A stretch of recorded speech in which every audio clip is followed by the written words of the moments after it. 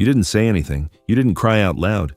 You just sat down on the couch, quietly, maybe staring at nothing in particular, and within seconds, your dog was there, not barking, not playing, not demanding attention the way they usually do. Just there. They walked over slowly, pressed their head into your lap, or rested their chin on your knee and looked up at you with those eyes that somehow felt like they already knew everything. And you thought, how did they know? You didn't call them. You didn't make a sound. You barely moved, but they came anyway. And they stayed. There's something happening in those moments that most dog owners never fully understand. Something that goes far deeper than instinct, far deeper than habit. Something that science is only beginning to put into words. But your dog has understood for thousands of years. Most people believe that when their dog comforts them during sadness, it's a sweet coincidence, a lucky moment. Maybe the dog was just nearby, or they sensed movement, or they simply wanted closeness for their own comfort. It feels random, endearing, but random. And that misunderstanding, as gentle as it is, actually undersells your dog in a profound way. Because what's happening in those quiet, heavy moments isn't random at all. Your dog is reading you, actively, continuously, at a level of emotional precision that researchers in canine behavioral science are still working to fully map. There are specific things your dog detects, specific responses they make, and specific reasons rooted in biology and evolution for why they respond to your sadness the way they do. And once you understand what's actually happening, you will never look at your dog the same way again. 1. The scent of emotion. Your dog never misses. Have you ever noticed that your dog sometimes approaches you before you've even had a chance to process how you're feeling yourself? That's not coincidence. That's chemistry. When human emotions shift, particularly towards sadness, grief, or anxiety, the body undergoes measurable physiological changes. Cortisol levels rise, adrenaline shifts, even the chemical composition of your breath and skin changes in subtle but detectable ways. To you, these changes are invisible. To your dog, they are unmistakable. A dog's olfactory system is estimated to be tens of thousands of times more sensitive than a human's. Behavioral researchers studying scent detection in dogs have observed that dogs can detect emotional chemical shifts in humans with a level of accuracy that surprises even seasoned scientists. They don't just smell that you're sad. They smell the specific biological signature of your emotional state. From an evolutionary perspective, this makes profound sense. Dogs have lived alongside humans for over 15,000 years. They didn't survive by being physically powerful. They survived by understanding us, by reading our emotional cues so accurately that they became indispensable companions, protectors, and emotional anchors. Your sadness doesn't hide from your dog. It announces itself. And they respond, not out of confusion, but out of recognition. 2. The way they listen with their eyes. Beyond scent, your dog is watching you in ways most owners never realize. Behavioral studies on canine cognition have revealed something remarkable. Dogs have developed a specific facial muscle, one that wolves do not possess, that allows them to raise their inner brow and create the expression that humans instinctively read as soulful, attentive, and emotionally present. This isn't an accident of anatomy. Researchers believe this muscle evolved specifically because of its effect on humans. Dogs that could communicate emotional attunement were more likely to be welcomed, protected, and fed. The ability to look like they understand you wasn't just an expression. It was a survival strategy. But here's what makes it even more remarkable. Dogs don't just perform this expression randomly. Studies observing canine behavior in response to human emotional states have found that dogs display more pronounced brow raising and sustained eye contact specifically when humans are distressed. They are not mimicking sadness. They are responding to it. When your dog looks up at you in those quiet, heavy moments with that deep, still gaze, they are not performing. That gaze is a form of connection, a form of communication that bypasses language entirely and reaches something older, something instinctual, something that both of you feel without needing to explain.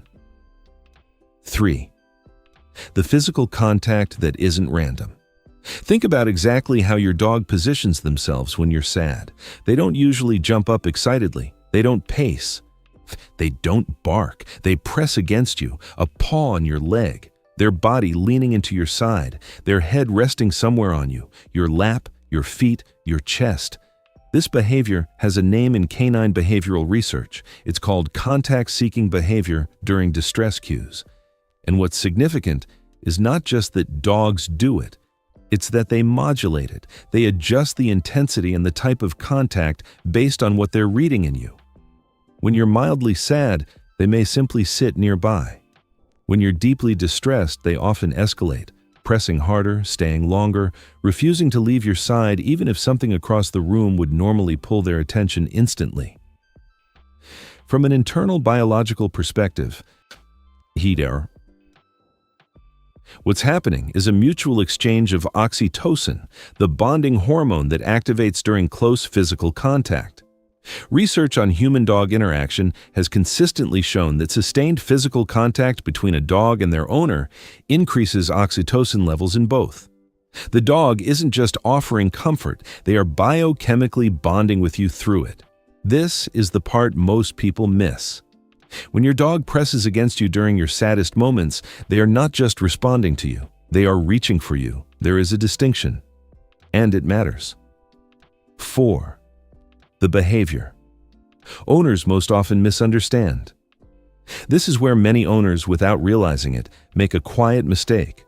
When a dog approaches during sadness and the owner is too overwhelmed, too emotionally shut down, or simply unaware, they sometimes push the dog away.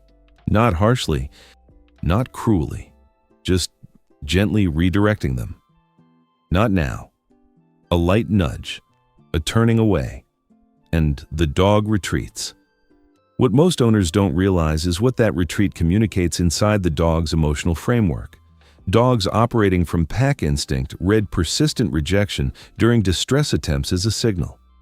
Not a signal that you're fine. A signal that the bond is uncertain. That their role as emotional protector is being questioned. Over time, repeated dismissals during these vulnerable moments can cause a dog to become hesitant, to approach more cautiously, to second-guess the connection that they have spent their entire life trying to maintain. This isn't said to create guilt. Owners who push their dog away in hard moments are not doing something wrong. They are simply human. But understanding what your dog is trying to offer and what it costs them when they're turned away changes the texture of those moments entirely. The next time your dog comes to you quietly in a heavy moment, they are not interrupting. They are arriving exactly when they meant to. 5. The silence that says everything. Save the most extraordinary thing for last, because this is the behavior most owners overlook entirely. When you are at your lowest, not just sad, but truly broken, you may have noticed that your dog becomes unusually still, unusually quiet. They stop doing the things dogs typically do. They don't seek food. They don't investigate sounds. They simply anchor themselves to you, unmoving, unbothered by anything else in the world. Behavioral researchers studying dogs in households with emotionally distressed owners have observed this stillness extensively. They describe it as a form of vigil behavior, a protective stillness rooted in pack psychology, where a dog positions itself as a sentinel around a vulnerable member of the group. In wild canid groups, when a member of the pack is injured, ill, or emotionally fragile, others will position themselves nearby and remain alert, not actively doing anything, but simply present, watchful, steady.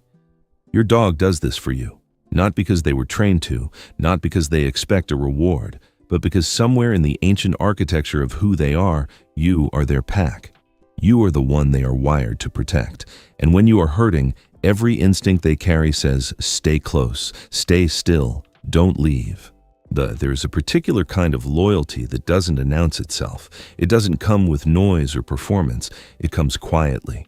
It comes in the form of a warm weight against your leg on a hard night, a pair of eyes that don't look away, a stillness that asks nothing and offers everything. Your dog has always known when you were sad. They've always known what to do, and now, so do you.